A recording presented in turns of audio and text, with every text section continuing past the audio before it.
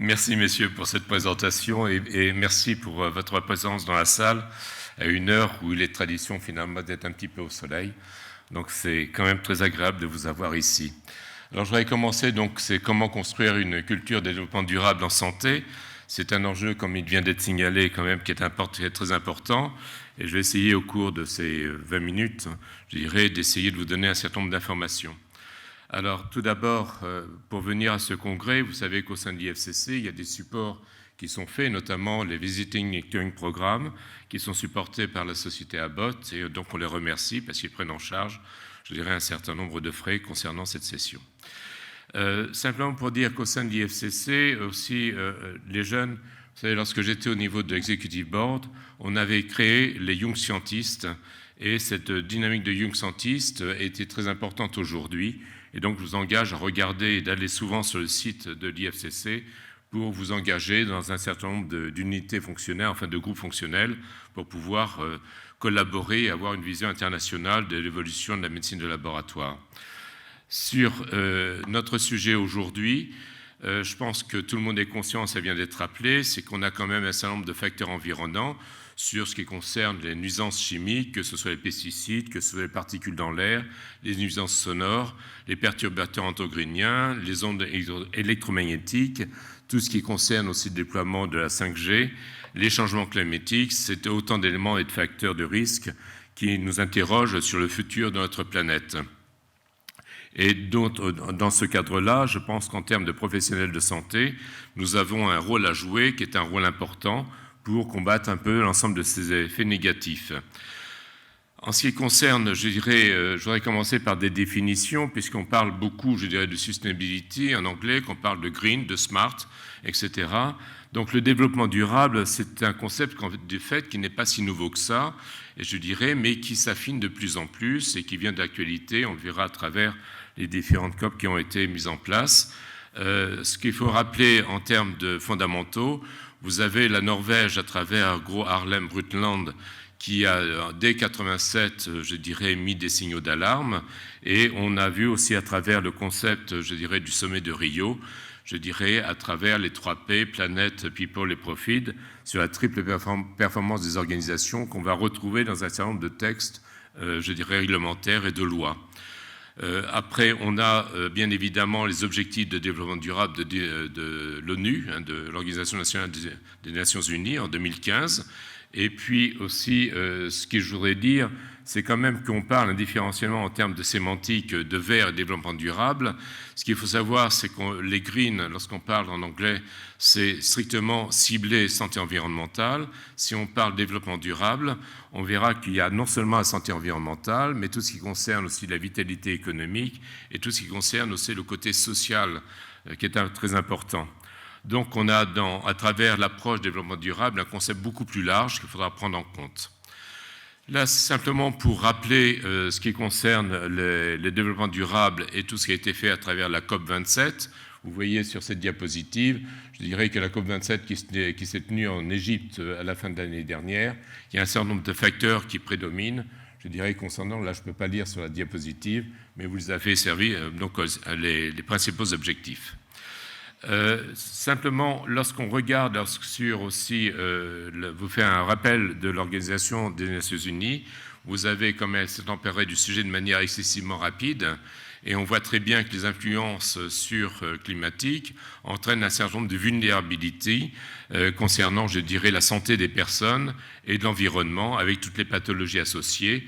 Il y a différents formats et formules qu'on peut appliquer.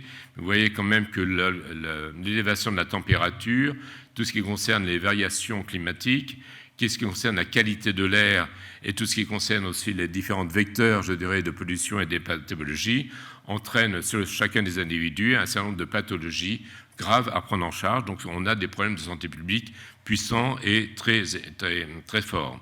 Donc, Donc, ce que disait tout à l'heure, donc l'empreinte carbone du secteur mondial de la santé il vaut à 4%. Alors, je ne sais plus si c'est 4% ou 8%, parce que c'est ce que tu as dit tout à l'heure. Mais en tout cas, c'est un acteur économique et social majeur. Et donc, il faut faire en sorte qu'on puisse, je dirais, mener à bien toutes ces transitions de manière la plus opérationnelle et la plus dynamique qui soit. Et dans notre secteur, la médecine de laboratoire, on a un rôle essentiel à jouer qu'on va développer par ailleurs. Donc, pour rappeler cette diapositive, c'est qu'on est quand même sur une contradiction, puisque la mission de la santé, c'est quand même, donc, je dirais, de santé des gens, et puis on vient de dire qu'il y avait une dégradation de l'environnement, et lorsqu'on regarde de l'intérieur, eh bien, on voit que les hôpitaux et tout ce qui concerne le plateau médico-technique, ce n'est pas simplement la biologie médicale, mais on est obligé d'utiliser un certain nombre de ressources, tant en termes d'eau, d'énergie numérique, de fluides, de produits manufacturés. Et donc, du fait de ces activités, on génère un certain nombre de rejets qui sont un peu des risques potentiels pour l'environnement, entre autres.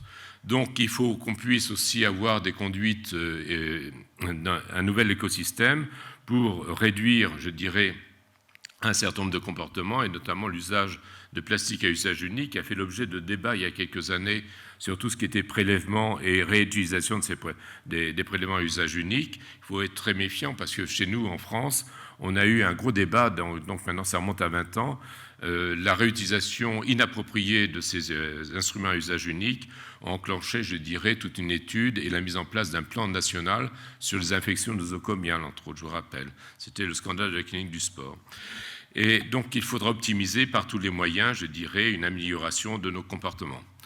Cette diapositive, c'est pour rappeler aussi tout ce qui est développement durable. Donc, on est bien en train de parler de l'environnement, mais aussi du côté social. Et vous verrez que toutes ces organisations et du côté économique. Et ce sont ces trois facteurs qu'il faut prendre en charge, je dirais, pour parler, je dirais, des enjeux du développement durable. Donc, on consomme beaucoup de ressources. On a des missions de santé publique importantes, donc il faut sortir des murs de ce laboratoire pour comprendre les enjeux. Et puis on a des obligations d'efficience économique, je dirais, qui sont très puissantes, puisque vous savez que la santé, quand même, à l'heure actuelle, est très menacée sur un certain nombre de secteurs de dépenses. Et là, on doit mettre en avant, je dirais, notre expertise, notre compétence. Quand je disais il faut sortir du laboratoire, c'est aussi envisager, lorsqu'on travaille dans une structure hospitalière, un nouvel environnement de santé.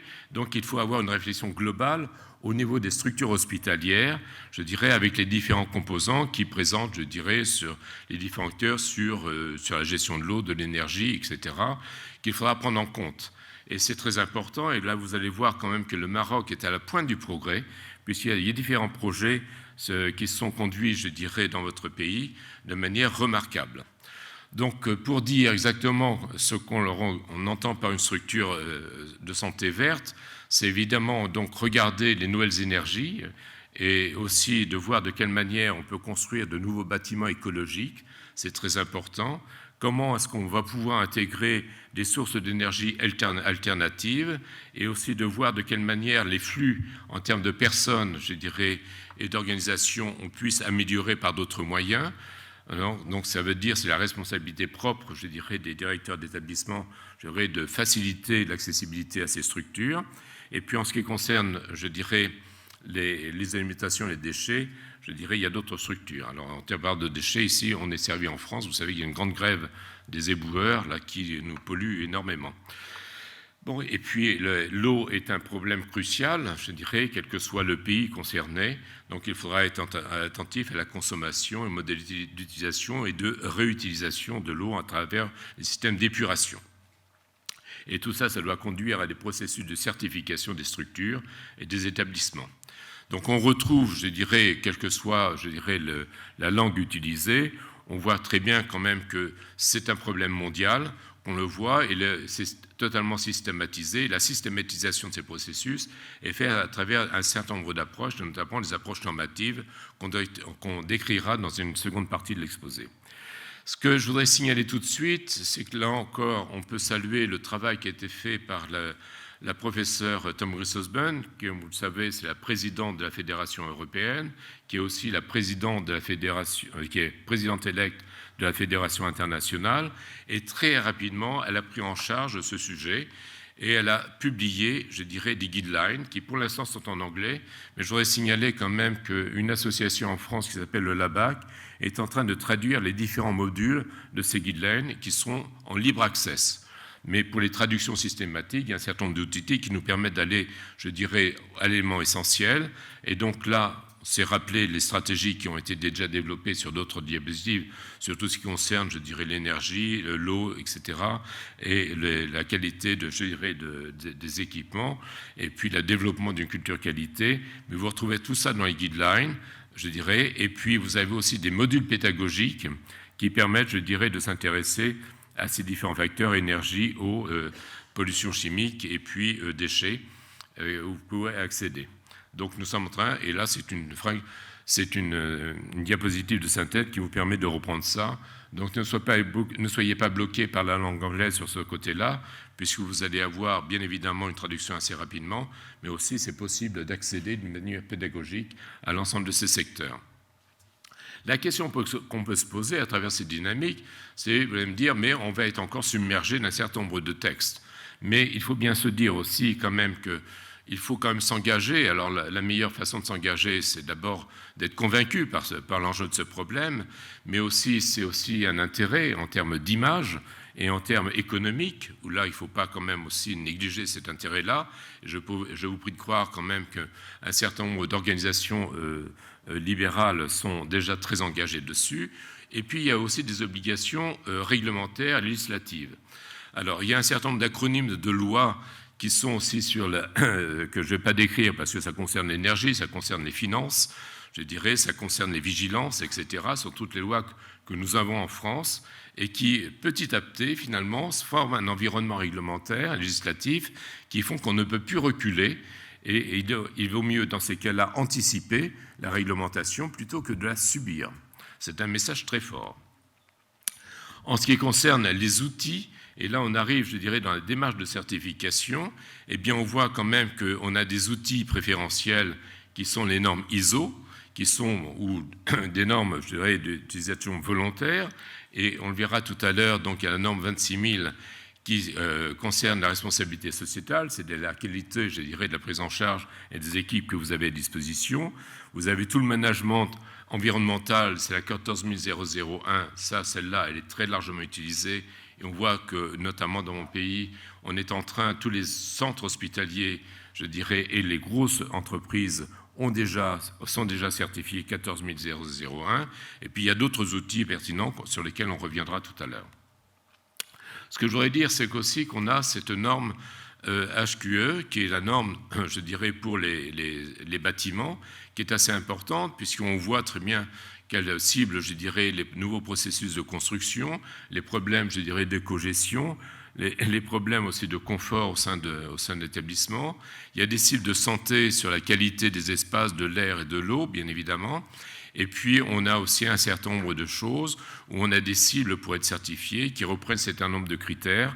Et là, je voulais signaler quand même, quand je disais tout à l'heure que le Maroc est très en avance sur cette culture environnementale, vous voyez que j'ai pu reprendre assez rapidement, notamment sur le CHU de Marrakech, dès 2012. Il est engagé dans cette démarche de développement durable et c'est très intéressant de voir de quelle manière il y a des progrès qui sont faits et qui sont en constante évolution. Et je ne vous cendrai pas, si on repart de Marrakech et qu'on va à Rabat, Sa Majesté le Roi, donc à Mohamed VI, je dirais, a inauguré donc au mois de mai récemment, je dirais, tout le projet, a validé le projet du nouveau CHU, je dirais, qui sera un CHU excessivement performant, avec une qualité architecturale, comme vous pouvez la tour sur le côté en bas, qui est assez spectaculaire. Donc, il faut regarder, et donc, pour mener à bien ces projets, on voit que les objectifs, je dirais, pour être labellisés, qui sont résumés sur ces diapositives, concernant, je dirais, les normes environnementales, sont totalement incrémentés dans ces projets-là. Là, simplement, c'est un coup d'œil, puisque vous savez que l'IFCC est basé à Milan, et c'est toujours à Milan. Voilà, ce sont les bâtiments qui s'appellent les bosco vertical, les forêts verticales, entre guillemets, et c'est un quartier qui est pas loin de nos bureaux, C'est toujours un plaisir, je dirais, de profiter de cet environnement pour travailler avec l'IFCC. Simplement, un inventaire de quelques normes, je dirais, qui sont là. C'est la norme 50001. Ça, c'est le management de la performance énergétique. C'est toujours très simple, c'est la même méthodologie, c'est planifier, le faire, checker l'évaluation et puis agir après. Et là, vous avez un certain nombre de critères de différence qui sont appliqués pour mesurer les performances énergétiques, je dirais, sur cette norme-là qui est appliquée. On retrouve, je dirais, sur la norme 26000, je dirais, des questions qui sont centrales sur la qualité de prise en charge, je dirais, sur les droits de l'homme, je suis désolé, j'ai fait une faute de frappe, sur les relations et la qualité, je dirais, des conditions de travail, sur la manière de gouverner et de gérer son entreprise, sur l'environnement, sur tout ce qui concerne aussi la qualité de service par rapport à ses clients et aux consommateurs, et puis aussi la loyauté des pratiques. Et là, c'est très important dans notre discipline médicale.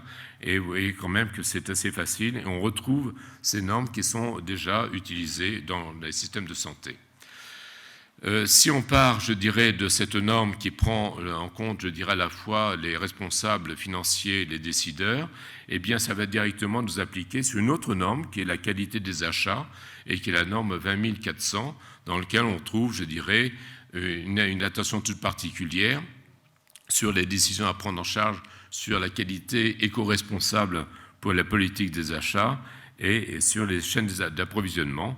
Et on retrouve cette norme-là qui est là sur des différents secteurs que l'on peut voir en termes de domaine d'application. Et ça, c'est à vérifier lorsque vous faites un appel d'offres, de pouvoir spécifier tous les critères pour ne pas avoir de problème. Là, je voudrais simplement aussi aller sur la norme qui est, donc je ne reviendrai pas sur 1589, bon, puisque nous avons une spécialiste dans la salle quand même qui a contribué à la nouvelle version, à l'édition numéro 4, mais aussi je m'attarderai plutôt vers la norme 14001 et puis la norme 45000, je dirais, qui est aussi importante. Là, c'est la norme 14001 qui est une norme là, alors, qui est déjà largement diffusée.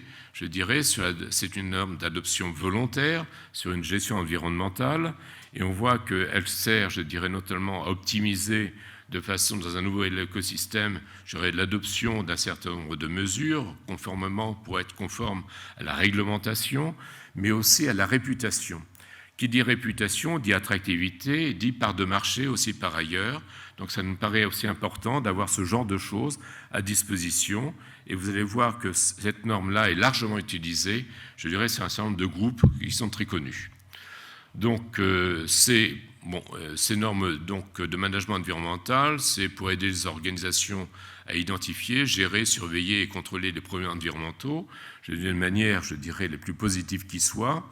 Et on retrouve que cette norme donc, définit des exigences, je dirais, et aide leurs organisations à améliorer les performances, mais pour être beaucoup plus efficace en termes de ressources et aussi de s'attaquer, je dirais, à la réduction des déchets en mettant en avant un avantage concurrentiel et surtout un avantage de confiance des utilisateurs.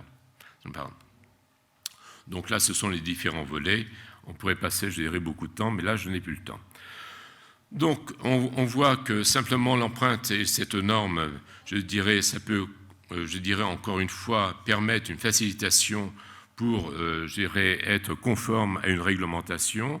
Et puis, j'insiste beaucoup sur la notion de réputation des entreprises, d'un laboratoire en termes d'organisation progressiste et qui est tournée vers l'avenir.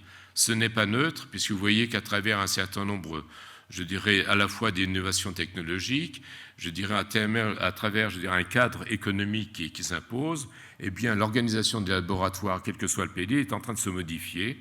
Vous avez à la fois une concentration des entreprises et puis une externalisation d'un certain nombre d'activités. Et donc là, il faudra prendre conscience de ça pour pourquoi construire son système. Il y a un certain nombre de bénéfices qui reviennent systématiquement dans ces normes, à la fois améliorer l'efficacité des ressources, toujours réduire les déchets, réduire les coûts, fournir l'assurance que l'impact environnemental est bien mesuré, les avantages concurrentiels, et puis les nouvelles opportunités commerciales, répondre aux exigences légales, augmenter la confiance. Là, c'est très important. N'oubliez pas quand même que les clients, ce sont des gens qui sont de plus en plus informés et qu'ils exigent de vous, je dirais, d'avoir la sécurité et la confiance dans le prestataire de services. et évidemment gérer des préférences. Je vous ai mis ça parce que c'est quand même ces notions qui paraissent nouvelles ne sont pas si nouvelles que ça, parce que des grosses entreprises telles que j'étais à Dubaï là, pour Medlab récemment, on voyait que toutes les grosses entreprises sont déjà, je dirais, certifiées avec ces normes-là, je dirais de manière assez systématique, alors que si on regarde en Europe, elle est encore peu diffusée. Là, par exemple, un monsieur qui est très connu, qui s'appelle Tony Patrick, qui est un des rois de l'assurance qualité, eh bien, on voit que lui, dès 2006, s'est intéressé à ces problèmes-là, je dirais, à l'implanter au niveau des organisations en Australie. Et puis, il y a des sociétés qui sont un peu plus connues, que ce soit sur la partie pharmaceutique ou la partie laboratoire, qui ont déjà, je dirais, rempli l'ensemble des mesures, et vous pouvez retrouver, je dirais, tous les avantages qui sont déclinés à travers cette diapositive. Donc là encore, une fois, eh bien, on regarde, je dirais, tout ce qui en ressort, c'est qu'indépendamment de ces démarches-là, c'est toujours la même chose. On retrouve sur les déchets, les équipements, l'optimisation des processus, et tout ça, ça donne une amélioration du développement durable et dans la culture qualité. Donc, je ne vais pas reprendre les choses. Bon, la politique des achats aussi, encore une fois, est une chose qui est très importante, et l'acquisition de services aussi est un autre élément qui nous permet d'avancer de manière beaucoup plus opérationnelle.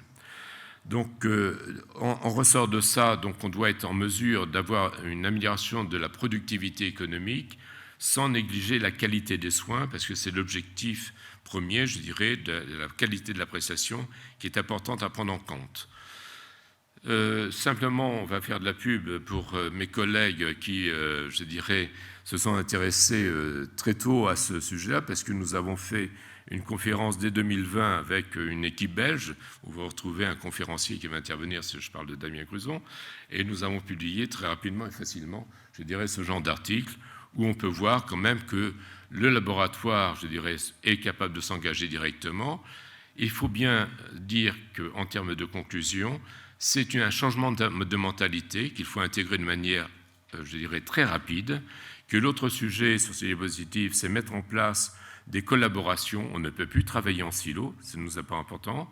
Il faut être conscient des enjeux sanitaires, je dirais, et en rapport avec les écosystèmes en santé et l'évolution, je dirais, de la destruction de notre planète. Mais n'oubliez jamais qu'il faut toujours savoir innover, je dirais, partager un certain nombre de connaissances. Donc, il est temps d'agir, c'est vrai. Je vous renvoie sur le plan pratico-pratique, à ce travail de l'EFLM, qui est un travail de grande qualité. Il faut absolument qu'on évolue, qu'on change. Ce n'est pas une contrainte, c'est une opportunité, je dis, pour se développer. Et il faut être prêt à se mettre en œuvre et de promouvoir ces nouvelles pratiques environnementales pour le bénéfice de toute population. Je m'arrêterai là. Merci beaucoup.